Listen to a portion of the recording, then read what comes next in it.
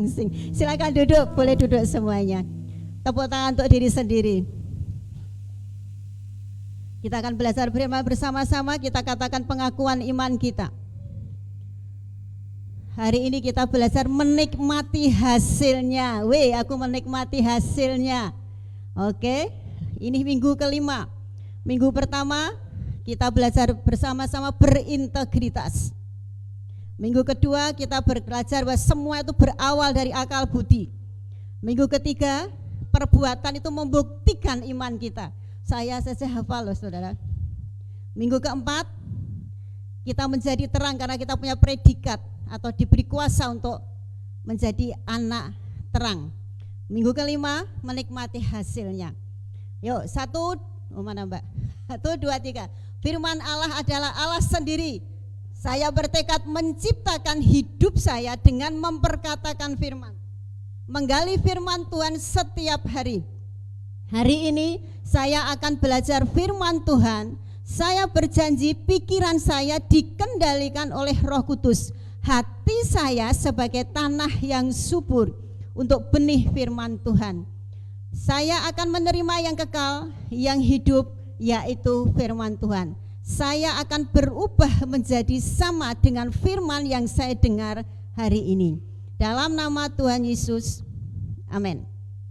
Oke ya, saya ingin mendengar anak muda akan sharing, akan kesaksian. Setelah mendengar firman Tuhan bahwa kita itu harus berintegritas, karena ada Tuhan dalam kehidupan kita. Pak Rima berkata kalau Anda berintegritas pasti Anda bernilai. Dibutuhkan banyak orang, dibutuhkan semua orang. Dan semua orang itu yang butuh pasti membawa sesuatu dan mencukupi kehidupan Anda. Pak Matius mengajarkan kita semua berakal dari akal budi kita. Berarti akal budi kita harus diubah. Cara pandang kita harus diubah sesuai dengan firman Tuhan. Pak Rikal mengajarkan perbuatan kita itu bukti iman kita. Saudara sharing di sini sedikit. Kemarin sore saya membongkar bunga. Tiba-tiba bunga saya yang kayak beringin itu garing. Saya berkata kenapa kau kering? Ya masa tidak begitu suka. Waktu dikasih pokoknya aku tak gowo mau dikasih ya. Saya berkata sorry ya, kamu ngerti hati saya tidak suka. Yang di atas tak bawa turun, yang di bawah tak bongkar. Begitu tak cabut, tiba-tiba keluar gitu ya. Apa saudara? Ular. Tidak besar sih, sebesar ballpoint itu loh, tapi panjangnya kira-kira 50 sampai 60 cm ya. Karena di lantai gini kan tidak bisa. Wah, kelus-kelus gini. Hati saya gilo bukan gila ya. Saya gilo. Saya berkata gini, tak tutupi pakai celurit, karena sebelah saya ada celurit. Celurit sama arit beda ya. Kalau arit lurus, kalau celurit itu melingkung gini. Tak tutupi tidak bisa. Tak injek pakai sapu mencotot. Karena tidak ada orang lain Bapak Ibu. Kalau ada satria tolong gitu. Saya gitu ya. Ingat ya Mas Rema waktu di sini, waktu mulai bangun atau belum bangun ada ular. Rema di kamar mandi, jangan keluar. Saya cari garam, tak sirami garam, ularnya itu keluget gitu tuh karena ada. Si satria nangis, ularnya menari-nari.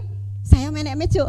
Berkata, "Tolong Pak, saya lihat suami saya naik turun cari gepuk itu, saya hanya ular, tolong."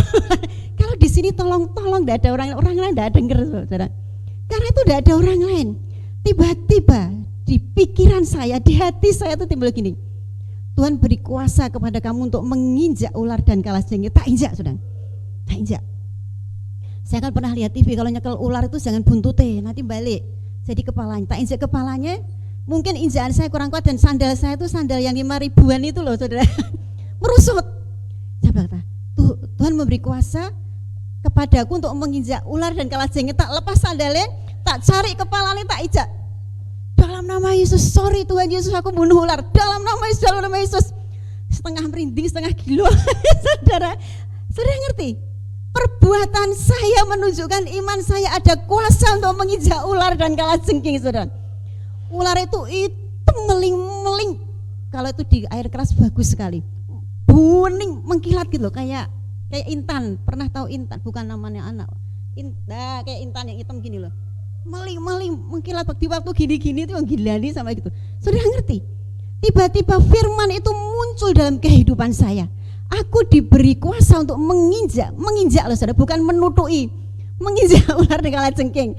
Lalu saya berkata, Tuhan terima kasih, ularnya cilik, nenek ularnya gede tadi gimana saudara?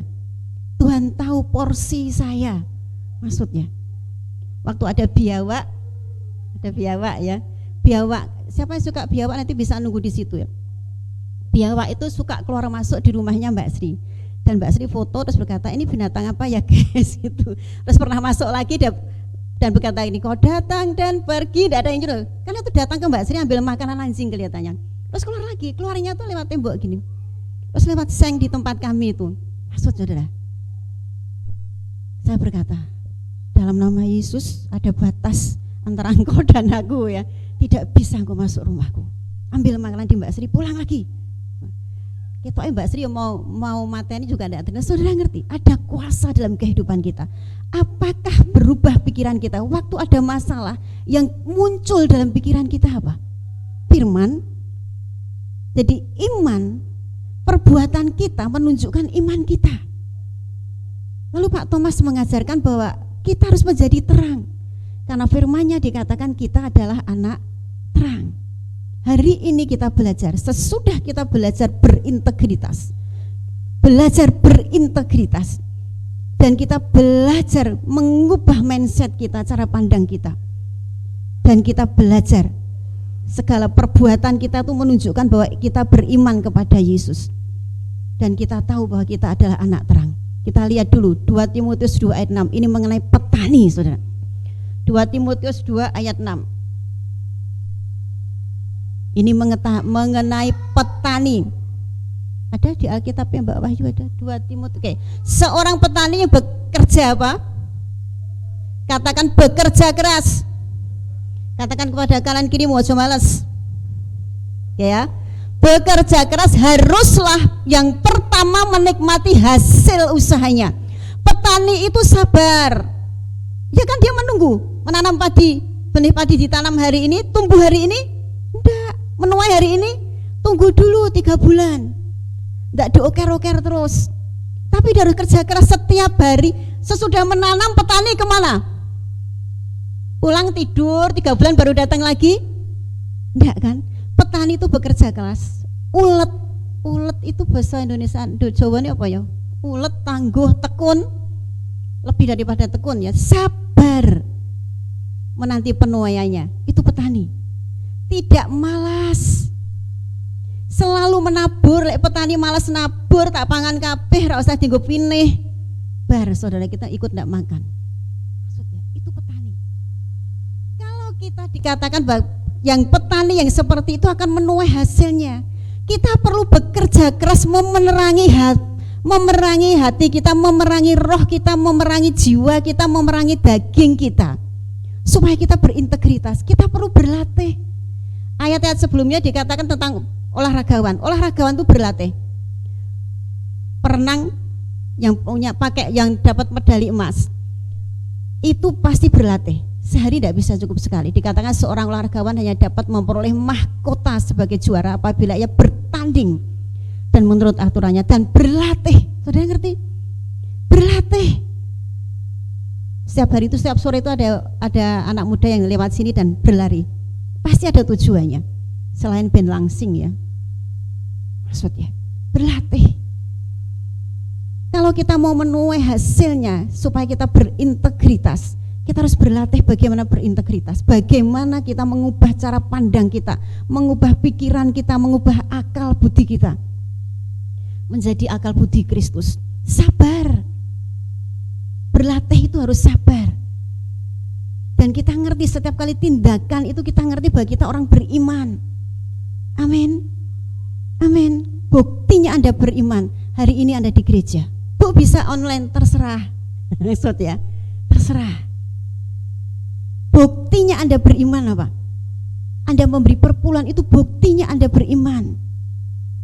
Saya ingat sekali almarhum papi angkat kami, dia berkata gini,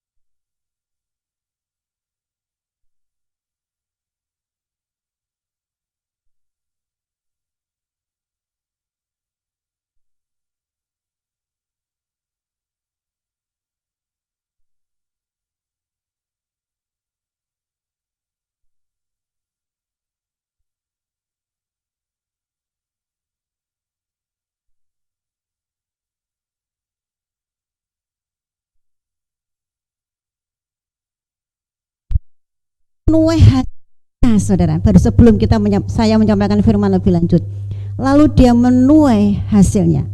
Tepuk tangan untuk Kris Wangsa Widura Satria Utama. Silakan tepuk tangan. Silakan Mas. Dia masih muda, masih belia, sudah beristri tapi belum beranak.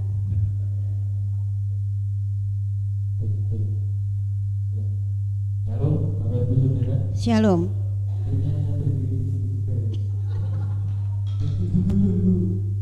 Banyak yang nunggu termasuk pembina pernikahan saya Kak Bes ngobrol sama ibu saya.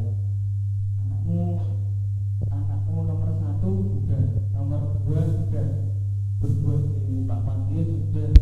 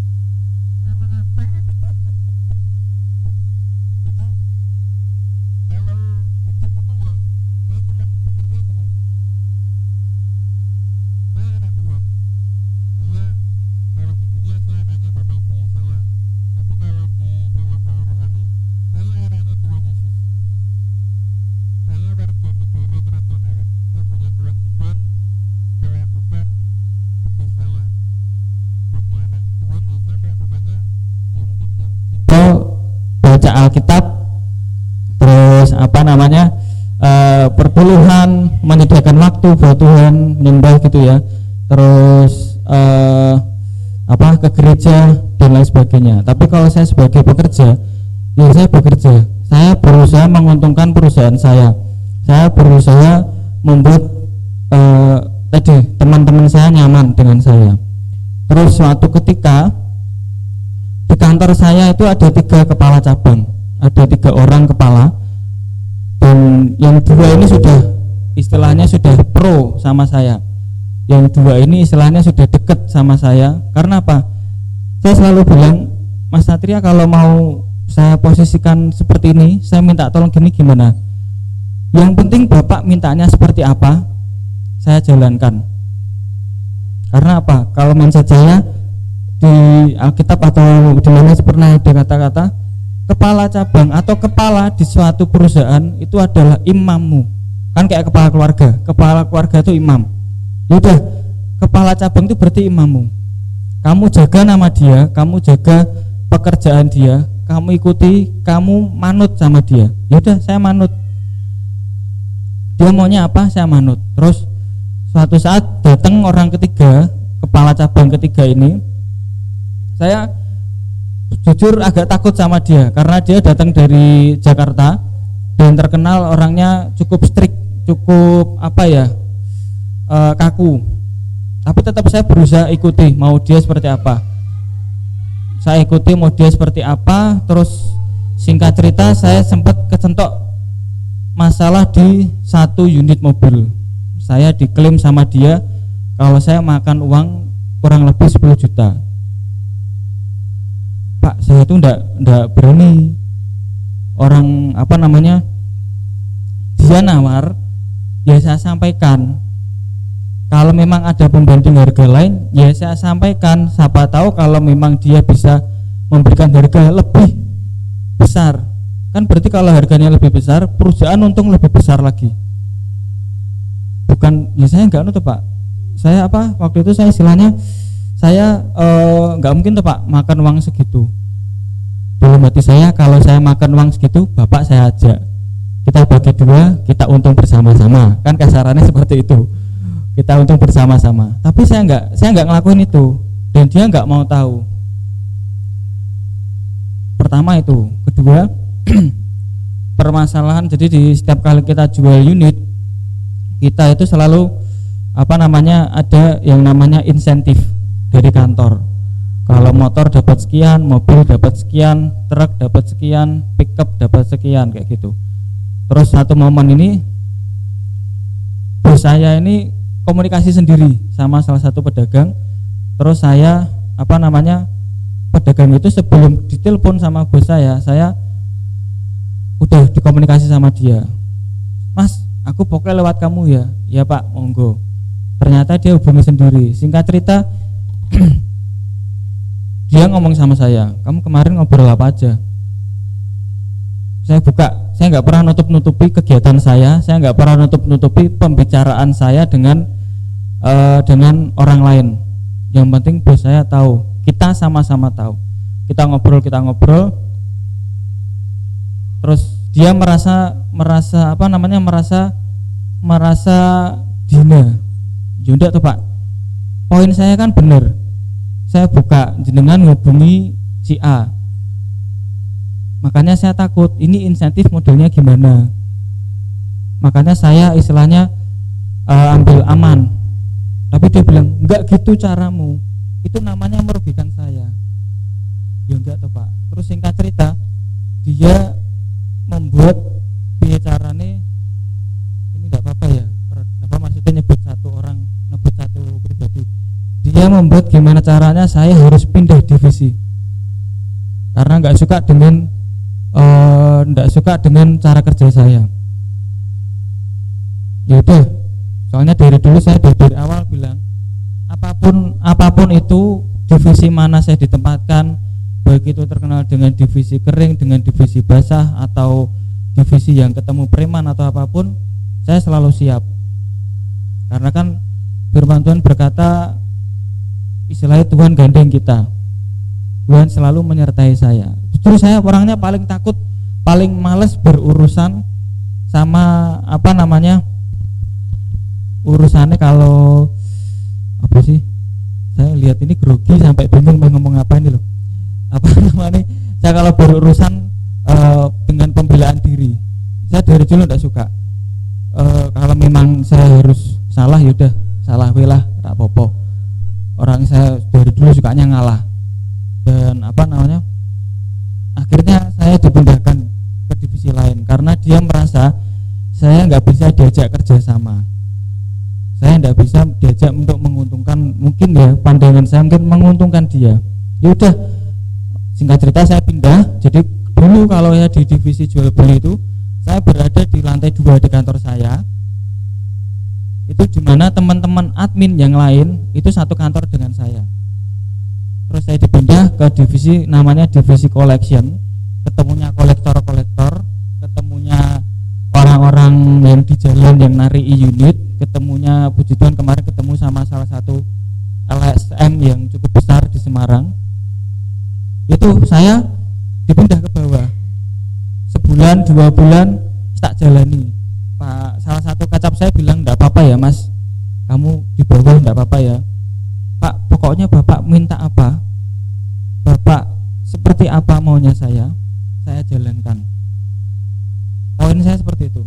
Dan puji Tuhan ketika saya di bawah, kadang-kadang saya main ke lantai 2. Jadi ada, kalau kita ngajuin sesuatu, saya kan harus neken berkas, itu nanti saya kirim ke Jakarta. Dan scannernya yang cukup cepat itu di atas. Kalau di bawah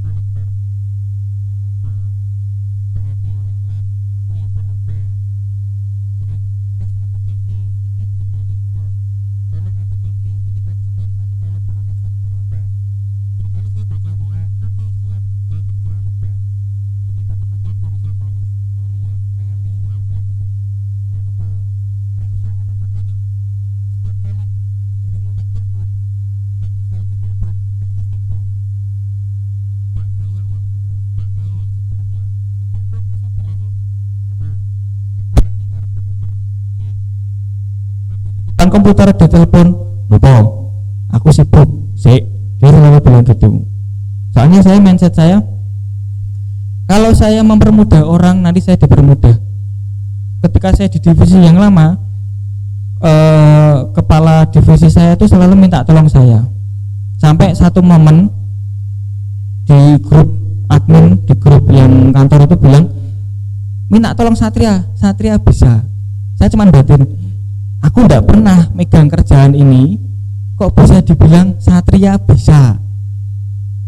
Aku kepala cabang ya juga bukan, aku admin juga bukan, kok bilang Satria bisa. Sampai tunggu gesak-gesaan, bisa iso ya Sat, pokoknya anggar iso kok tolong aku ajari, tolong aku dituntun. Bisa ya Sat, aku pokoknya iso, aku bilang begitu.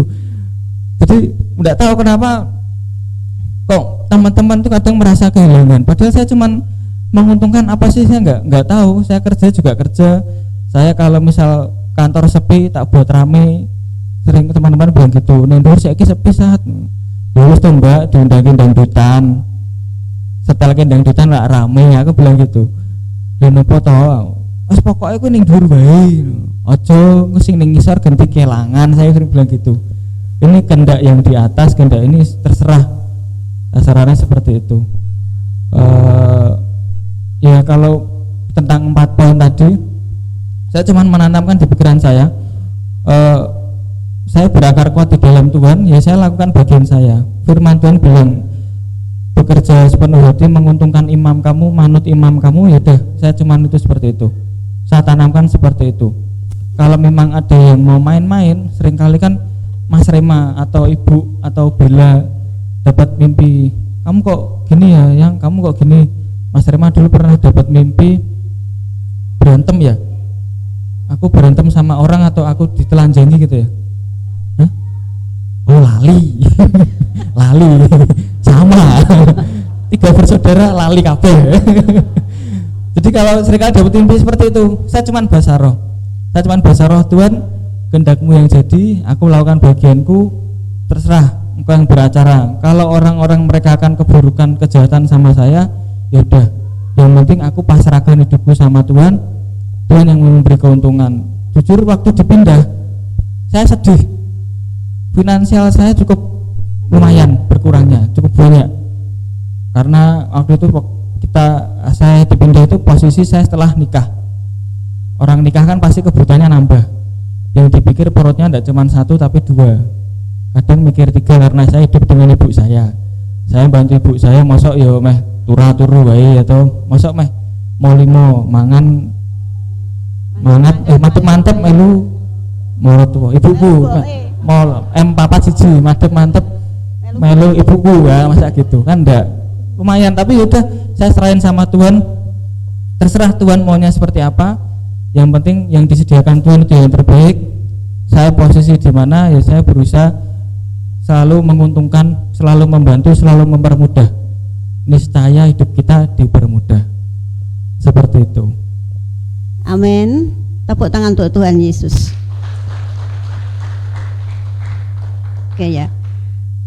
Kita belajar yang di situ ya sudah turun. Namanya berintegritas ya, berintegritas.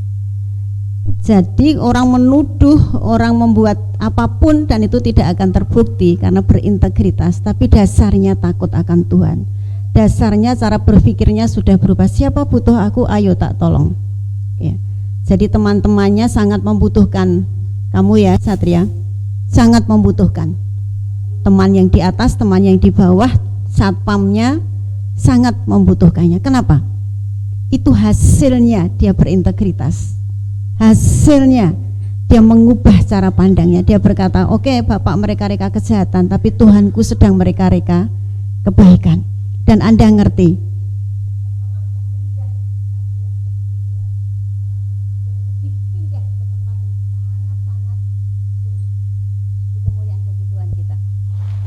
Anda ngerti.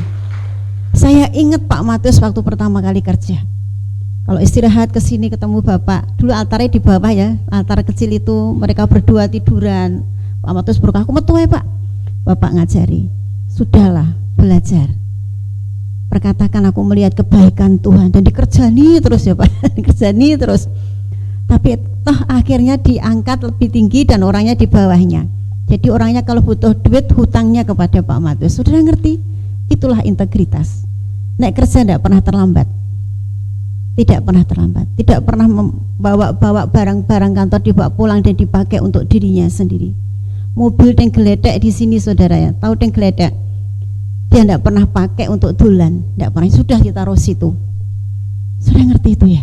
Maksudnya itu namanya integritas. Dan dikatakan aku melakukan bagianku dan Tuhan melakukan bagiannya. Kita belajar satu firman Tuhan. Kita lihat kisahnya Yusuf. Ada guru sekolah minggu di sini? Mbak Wahyu, guru sekolah minggu? Oh, Mbak Wahyu guru cantik.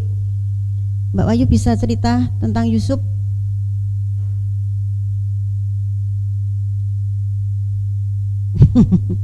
Oke ya. Kita belajar bersama-sama kisahnya Yusuf. Anda ngerti ya Yusuf? Yusuf itu berangkat dari seorang budak. Jadi dia dibenci oleh saudara. Kita belajar ya, ngubah mindset kita, cara berpikir kita, memperbarui hati kita. Kalau ada orang diberkati, kalau ada keluarga saudara kandung kita, keponaan kita, siapapun itu diberkati dan naik levelnya, jangan sakit hati. Halo, jangan iri hati. Itu menimbulkan kejahatan begitu iri. Yusuf ini 12 bersaudara, dia anak ke-11. Dan dia sangat disayangi oleh ayahnya Yakub atau Israel. Kenapa? Dia lahir dari seorang istri yang sangat-sangat dicintai. Katakan dicintai. Istrinya Yakub, jangan ikut-ikut ya. Waktu dia menikah dia kerja dulu karena mencintai istrinya Rahel. Dia kerja 7 tahun untuk mendapatkan Rahel. 7 tahun itu rasanya seperti 7 jam. Betul ya Mas Fendi? Ya. Rasanya imam baru se itu enggak masalah, sak detik, si sampai 2 jam itu bagi Mas Fendi hanya 2 detik. Tak tunggu kok yang, tak tunggu sampai aku kurur apa-apa. Ya, itu Yakub. Itu anak-anak itu Yakub betul untuk mendapatkan Rahel itu seperti itu, sangat mencintai. Makanya kalau nikah lampu mati berhenti dulu, nanti ada salah malam pertama tidak dengan yang kau cintai, dengan orang lain. Ini pas lampunya mati, saudara.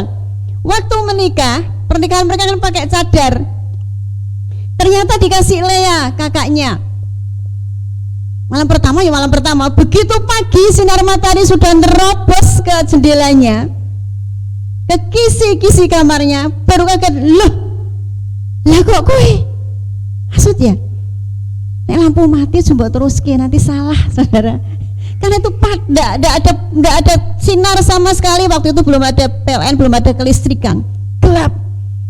Baru pagi baru ngerti, lalu kerja lagi 7 tahun lagi untuk mendapatkan dia, Rahel.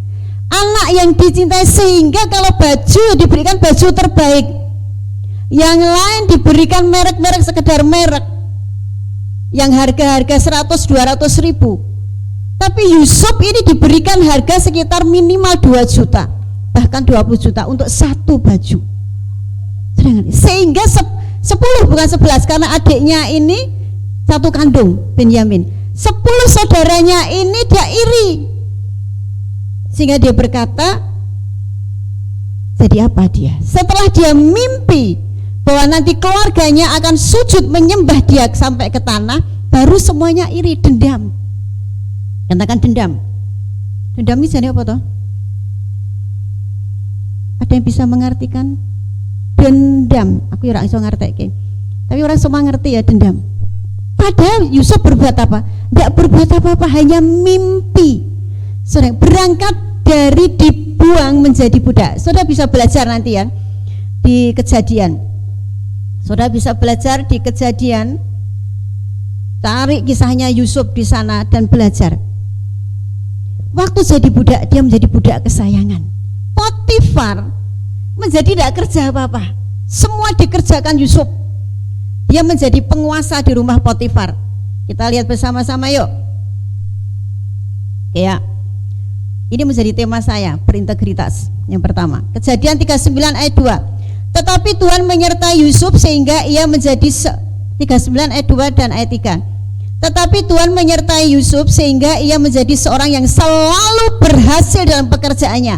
Maka tinggallah ia di rumahnya, orang Mesir itu di rumah Potifar. Setelah dilihat oleh tuannya bahwa Yusuf disertai siapa? Bahwa Tuhan membuat berhasil segala sesuatu pekerjaannya. Ini buktinya bahwa dia orang beriman, berintegritas, kerjaannya beres, tidak malas-malasan. Sebelum deadline sudah diselesaikan. Jam 10 harus selesai, dia jam 8 sudah selesai. Saudara ngerti itu? Saudara kalau dengar masih ingat ceritanya, kesaksiannya Pak Yesaya. Waktu masanya angkul, supaya nanti bisa ditanami tembakau, supaya dia bisa tetap sekolah, supaya dia tetap bisa belajar. Jam 3 pagi berangkat ke ladang, nyangkul sendirian. Adiknya yang nomor 3 yang diajak, nomor 4 nyangkul di situ. Jam 5 selesai, bapaknya cari kemana? Sudah bisa berangkat sekolah, bisa. Maksud di situ dia berintegritas. Lalu dikatakan di sini membuktikan perbuatannya, membuktikan bahwa dia orang yang disertai Tuhan. Kalau Anda bekerja di bawah orang lain, bekerja di perusahaan orang lain, tunjukkan perusahaan itu menjadi berkembang karena mempunyai karyawan Anda. Amin. Buktikan itu bahwa Anda, perbuatan Anda itu perbuatan orang yang beriman. Bukan begitu Anda datang malah bangkrut. Cah kita kok nggak bangkrut, maksudnya. Saya ingat Pak Rema ini pernah berkali-kali ditembung oleh seseorang. Karena Rema bawa hoki katanya. Hoki apa hoki? Ya itu. Karena Rema tuh bawa rezeki. Seperti Yusuf ini loh. Seperti Yusuf. Jadi ditunggu. Anda pernah datang ke rumah makan, warung, sepi waktu datang. Begitu Anda datang, yang datang banyak orangnya. Pernah ngalamin gitu? Karena Anda bawa hoki. Itu yang namanya iman. dan perbuatan itu satu.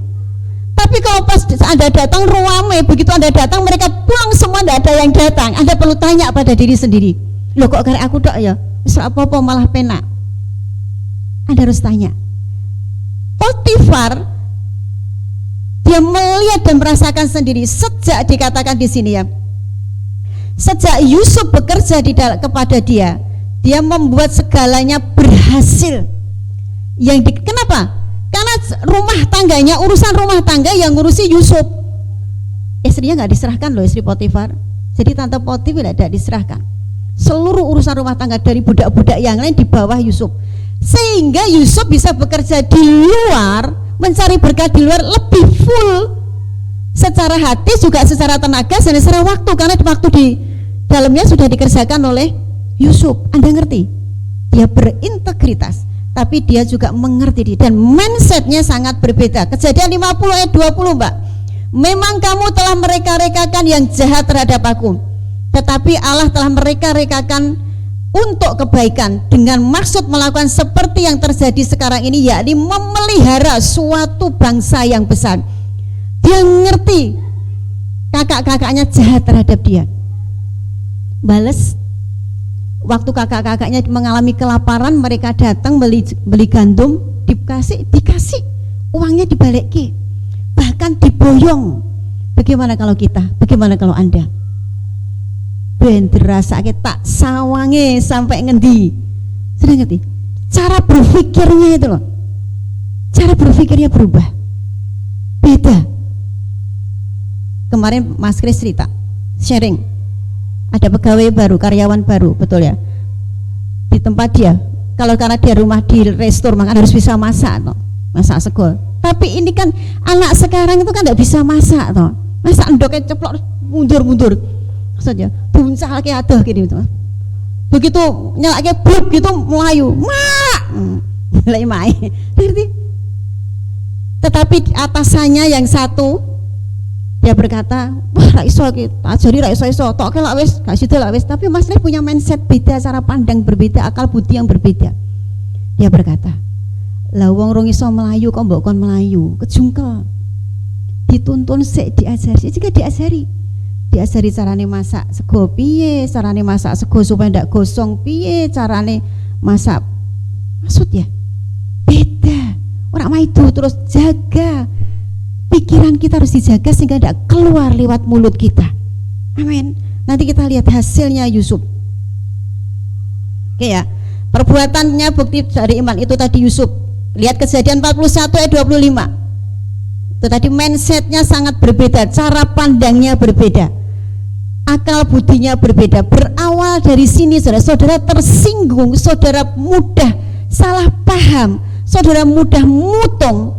Itu tuh berawal dari akal budi Anda. Dikatakan saya tadi, ada Yesus di dalamku. Saya berkata jangan sakit hati, pembalasan tuh haknya Tuhan. Tidak lama sebelum dia pindah divisi, dia pindah lebih dulu. Saudara ngerti di situ. Orang mudah marah, tak marah Ibu Ben. Saudara marah kok bangga, bangga kok marah. Maksud saudara, kalau kita punya Yesus, semuanya bisa berubah. Lalu kata Yusuf kepada Fir'aun, kedua mimpi tuanku Fir'aun itu sama. Allah telah memberitahukan kepada tuanku. Katakan ya, Allah yang memberitahukan. Aku bisa mengartikan mimpi, enggak, Allahku. Dia selalu mengatakan Allah. Ini 3 bukti dikatakan di sini. Imannya, perbuatannya membuktikan bahwa dia orang beriman. Allahku yang bisa menafsirkan mimpinya, memberitahukan kepada tuanku Fir'aun apa yang hendak dilakukannya. Kemudian dia mengerti bahwa dia harus menjadi terang. Kejadian 39 ayat 5. Bisa?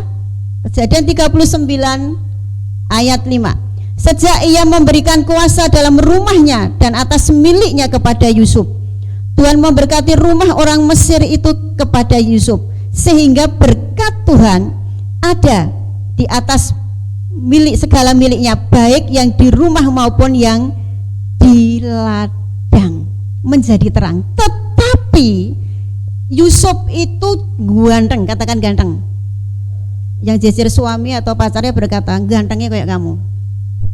Ngomong Mbak Marga, ganteng putih, wis bojomu kayak apa, ganteng putih kayak kamu gitu ya. Ngomong, ayo mas jangan gini wis ganteng putih kayak kamu. Ya sudah, sehingga istrinya, hati-hati istri-istri ya, Yusuf itu kan kerja di luar karena di kerajaan, istrinya kan di rumah. Istrinya tuh yang ngelus-ngelus pipi, manicure, pedicure, maksudnya krim bat, terus apa saja harus dilakukan di situ supaya cantik. Senam, kungkum banyu kembang 7 warna, kungkum susu kambing, susu segala susu dikungkum untuk dia, untuk mempercantik diri. Tidak ada kerjaan apa-apa, kerjaannya seperti itu. Nanti panggil salon datang jabuti ubannya, nanti panggil salon datang jabuti kukunya, nanti panggil dokter datang di facial dan di filling, sebagainya, terserah. Bayar, maksudnya kan bayar piro aku ora ngerti. Saudara ngerti di situ. Yusuf yang ganteng putih tadi, setiap hari kan di rumah itu. Setelah dia di facial, setelah dia krim bas, setelah kungkum susu kambing muda, susu kambing tua jangan dikungkum, amis maksudnya. Nah, keluar dari kamar yang dilihat Yusuf, masuk dapur yang dilihat Yusuf, maksud ya saudara. Ke lantai 2 Yusuf, lantai 4, lantai 12 ketemunya Yusuf, karena semua di bawah kuasa Yusuf. Yo ibu-ibu yang ditinggal kerja, keluarganya yang tinggal keluar kota, Mbak Marga luar kota, terus ya ketika kerja dari pagi sampai sore, jenengan di rumah terus, padahal di rumah ada pegawai, ada orang lain, tukang galon, ada sopir Anda, ada tukang sampah, bukan ya? Sudah ngerti? Dia mulai tertarik, ganteng juga ini pegawaiku, putih, ya bakpao. Sudah ngerti? Sudah ngerti? Paginya senyum, langsung pipitnya nggak di sini ya. Pagi nyonya, pagi Yusuf, siang nyonya, siang Yusuf. Lah ketemunya kan nyonya terus, sore nyonya, mari silahkan makan nyonya, kurang apa nyonya, perlu apa nyonya, kolam renangnya sudah dikuras nyonya, kambingnya sudah diperes nyonya. Sudah ngerti? Nyonya butuh apa nyonya? Ini agak, nyonya perlu ganti gigi nyonya, ini ada gigi kambing nyonya. Ngerti sudah, nyonya, dan dia terus lihatnya Yusuf putih ganteng. Sudah ngerti? Lama-lama tertarik karena suaminya tidak pernah di rumah, di rumahnya kalau sore atau malam saja. Saudara, Yusuf ngerti bahwa ada terang dalam hidupnya. Anak-anak muda, bapak-bapak muda, bapak tua juga banyak yang keladi, ya. Apalagi tua raiso tertarik kepada wanita bahenol. Ibu-ibu sudah ngerti, bapak-bapak lek kerja yo kerja, perhatikan istrimu. Maksudnya istrinya itu butuh kasih sayang Anda, ciumlah. Kalau belum jadi suami istri jangan cium ya, muhrim hukumnya. Maksudnya saudara, masuk dicium, ambune gak enak bu, ya si salah sopo, istrimu baunya gak enak, ya salah ya kamu suaminya atau bojone toh, yang masih punya baby nyusui ya, ambune susu bu, lah salah ya rambut tukane dot. Maksud saudara, nah aku mulai bojoku kewer-kewer pakai daster, bihane ngelewer nih gini, gitu ya. Berangkat kerja mulai kerja ngelewer, mau tidur ngelewer. Yang salah bukan istrimu loh saudara, yang istilah kamu loh bapak-bapak yang salah. Maksud saudara, istriku hanya guyu, lah kamu nggak lucu. Saudara ngerti? Tiba-tiba birahinya itu muncul, bukan tiba-tiba, sini sudah dipupuk setiap hari. Untuk apa? Dia facial, untuk apa? Dia manicure, pedicure, krim bat dan sebagainya. Yusufnya tidak pernah di rumah, Potifar tidak pernah di rumah. Ya Yusuf tuh, ada dedek Yusuf di rumah ya, ada beruntung. Ada orang yang pernah berkata gini, suamimu ganteng, beruntung enggak? hanya dapat beruntung. Saudara, saya maksudnya itu statusnya Potifar.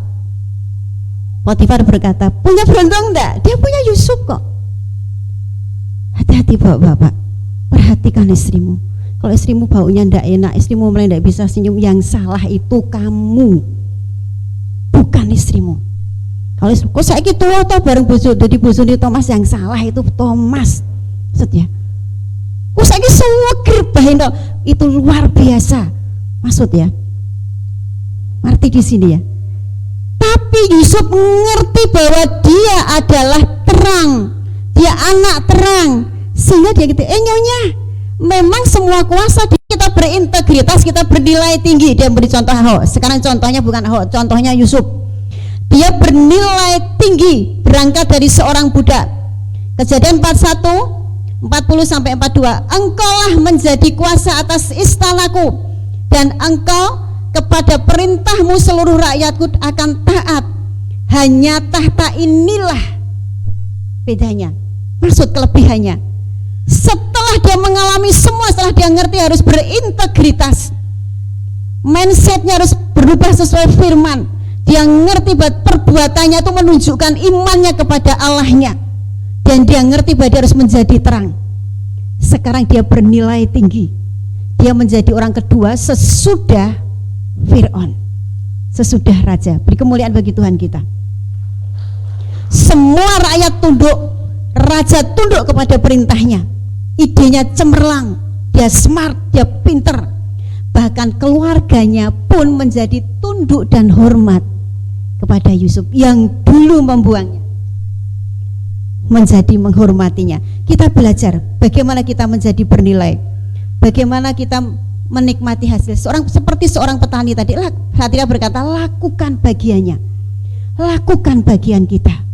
Bagian kita percaya, taat, bagian kita melakukan firman-Nya. Satu firman ini baru selesai. Yakobus 4 ayat 17. Jadi jika seorang tahu bagaimana ia harus berbuat baik, tetapi ia tidak melakukannya, ia berdosa. Yakobus 4:17. Kalau kita ngerti berbuat baik tapi tidak melakukannya, itu berdosa. Pak Thomas kemarin berkata, bebal itu tahu dosa dilakoni, betul ya Pak? Itu bebal.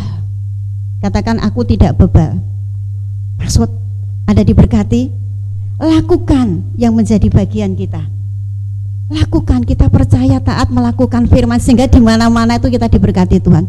Sehingga orang luar sana itu akan datang tertarik bersama-sama kita di sini. Yang di rumah lakukan bagian Anda. Jangan berkata, masa tidak boleh marah? Firman Tuhan berkata tidak boleh marah. Marah itu marah cepet tua.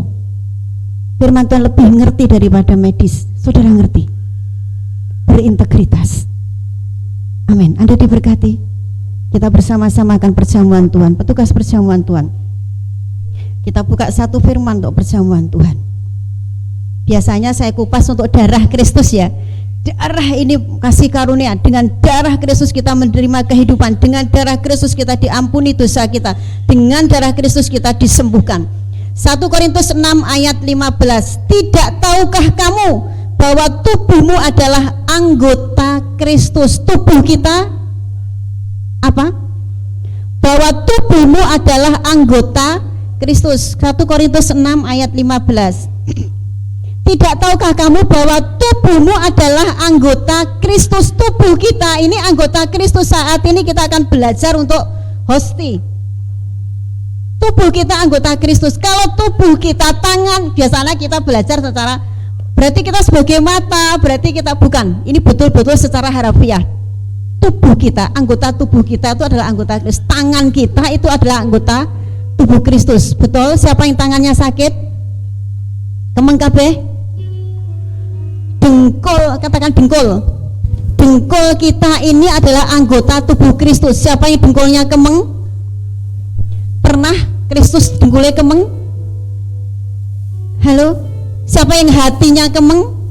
Hati kita adalah anggota Kristus. Jadi tubuh kita ini anggota Kristus. Tidak ada lagi pusing kepalanya, tidak sembuh-sembuh.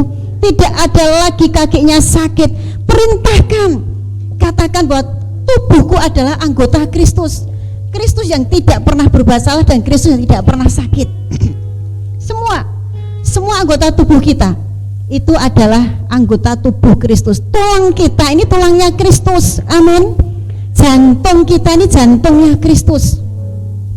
Jadi saat nanti Anda makan tubuh Kristus, makan hostia ini adalah tubuh Kristus, Anda harus percaya penyakit Anda sudah hilang lenyap dari kehidupan Anda. Amin. Tidak ada penyakit di dalam tubuh Kristus karena tubuh kita adalah anggota Kristus. Tulangnya tulang Kristus, dagingnya daging Kristus, sel-selnya sel-sel Kristus. Maksud neuron. Saya belajar, saudara. Saya belajar psikolog. Wah, nanti dapat gelar. Saudara ngerti ya? Dikatakan di dalam otak kita ini ada 1 miliar neuron. Mengapa ada orang yang sudah umur waktu sakit teriak-teriak, bentak-bentak? Karena neuronnya tinggal 250 juta. Yang 250 sudah habis. Anda suka membentak anak Anda, suka bagian anggota tubuh Kristus, tapi jangan makan sembarang, lakukan bagian Anda. Silakan berdiri, angkat tubuh dan darah Yesus. Anda yang sakit percaya saja, tugas Anda percaya dan katakan bahwa tubuhku, anggota tubuhku adalah anggota Kristus. Kalau Anda sakit di bagian ginjal, katakan ginjalku adalah anggota Kristus. Kalau Anda sakit di bagian kepala, migrain, vertigo, darah tinggi, darah rendah, katakan bahwa tensiku, kepalaku adalah anggota Kristus. Terima kasih Tuhan, terima kasih Yesus. Kami mengerti sekarang seluruh anggota